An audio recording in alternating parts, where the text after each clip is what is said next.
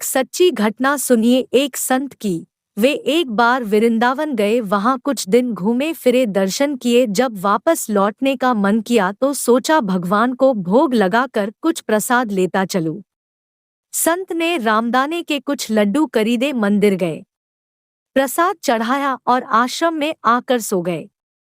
सुबह ट्रेन पकड़नी थी, अगले दिन ट्रेन से चले। सुबह वृंदावन से चली ट्रेन को मुगलसराय स्टेशन तक आने में शाम हो गई।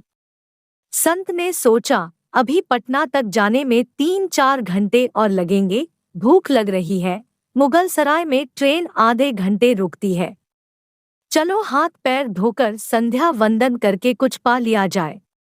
संत ने हाथ पैर धोया और लड्डू खाने के लिए डिब्बा खोला। उन्होंने देखा लड्डू में चींटे लगे हुए थे। उन्होंने चींटों को हटाकर 1-2 लड्डू खा लिए, बाकी बचे लड्डू प्रसाद बांट दूंगा ये सोचकर छोड़ दिए।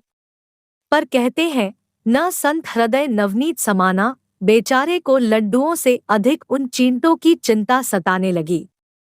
सोचने लगे ये चींटे वृंदावन से इस मिठाई के डिब्बे में आए हैं, बेचारे इतनी दूर तक ट्रेन में मुगलसराय तक आ गए।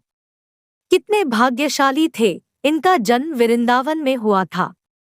अब इतनी दूर से पता नहीं कितने दिन या कितने जन्म लग जाएंगे इनको वापस पहुंचने में। पता नहीं ब्रज की धूल इनको फिर कभी मिल भी पाएगी या नहीं। मैंने कितना बड़ा पाप कर दिया, इनका वृंदावन छुड़वा दिया। नहीं, मुझे वापस जाना होगा। और संत ने उन चींटों को वापस उसी मिठाई के डिब्बे में सावधानी से रखा और वृंदावन की ट्रेन पकड़ ली। उसी मिठाई की दुकान के पास गए, डिब्बा धरती पर रखा और हाथ जोड़ लिए।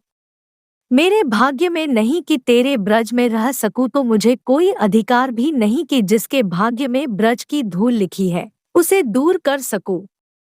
दुकानदार ने देखा तो आया, महाराज चींटे लग गए तो कोई बात नहीं, आप दूसरी मिठाई तौलवा लो।